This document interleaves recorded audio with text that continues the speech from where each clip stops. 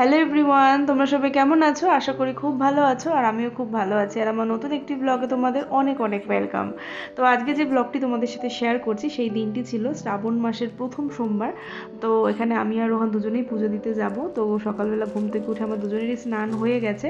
তবে তার আগে মেয়েকে রেডি করে, ওকে 8টার সময় ভ্যান আসে, সেখানে ওকে স্কুলে তুলে দিয়ে, ভ্যানে তুলে দিয়ে তারপর আমরা রেডি হয়ে বেরিয়েছি পুজো দিতে।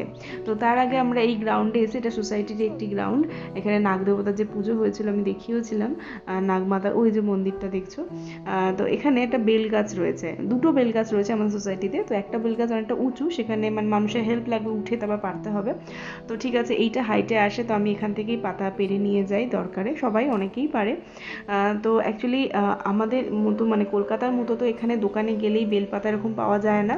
এখানে শুধুমাত্র গাঁদা ফুল আর গোলাপ ফুল আর ডেজি যে ফুল, এইটুকুই শুধু পাওয়া যায়। তবে কি আমাদের বাঙালি ক্যালেন্ডার অনুযায়ী তো শ্রাবণ মাস শুরু হয়ে গেছে, কিন্তু রাজস্থানী বা গুজরাটি যে ক্যালেন্ডার অনুযায়ী ওদের এখনও শ্রাবণ মাস শুরু হয়নি। তো ওদের যেমন গুজরাটিদের শ্রাবণের প্রথম সোমবার পড়েছে 5th অগস্ট। তো এখনও রীতিমতো 10-15 দিন বাকি আছে দেরি করে। তো যখন এই গুজরাটি বা রাজস্থানের শ্রাবণ শুরু হয়ে যাবে, তখন বিভিন্ন মন্দিরগুলোতে এই শ্রাবণের যেহেতু মানে পুজো, শিবের পুজো যা যা লাগে, বেলপাতা, বেল, কাটা ফল, আকন্দ ফুল, এগুলো সব নিয়ে কোনো না কোনো মহিলা সেগুলো বিক্রি করতে বসে।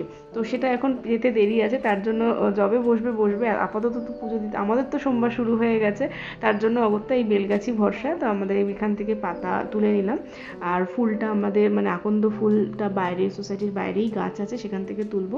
আমি এখানে আসার পরে দেখেছি মেহসানাতে প্রচুর আকন্দ ফুলের গাছ। মানে আমি নীলষষ্ঠীর সময় যখন পুজো করেছিলাম, তখন দেখেছিলাম যে মানে প্রচুর গাছ রয়েছে। আমি এত ফুল তুলেছিলাম যে রীতিমতো আমি অনেকগুলো মালা গাঁথতে পেরেছিলাম। এইটা তো হ্যাঁ, মঞ্জুরিটা পুরো নিয়ে আবার আঠা লাগবে তোরে।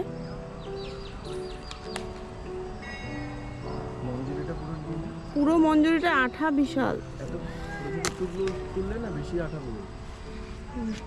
রাখবো কোথায়?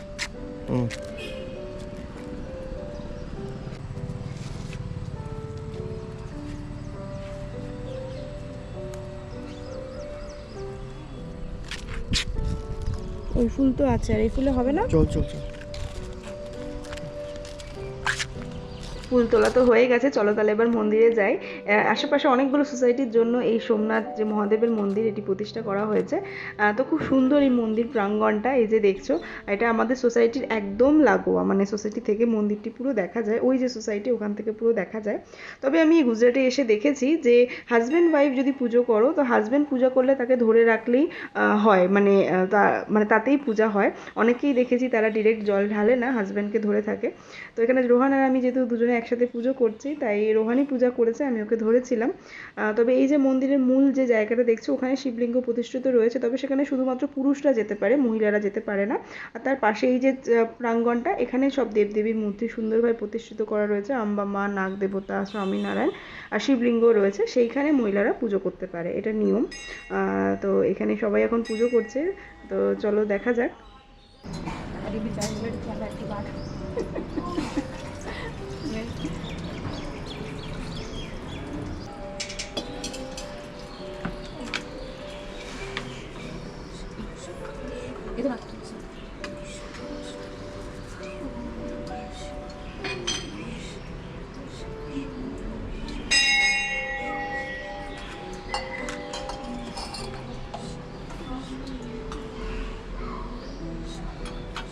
খুব সুন্দরভাবে পুজো হয়ে যাওয়ার পরে এখন আমরা বাড়ি যাব, তারপর রোহান অফিসে বেরিয়ে যাবে। ব্লগটা আজকে এখানেই শেষ করছি। তোমাদের যদি ভালো লেগে থাকে প্লিজ লাইক করো, কমেন্ট করে জানিও। দেখা হবে নতুন একটি ব্লগে। Thank you for watching, bye by.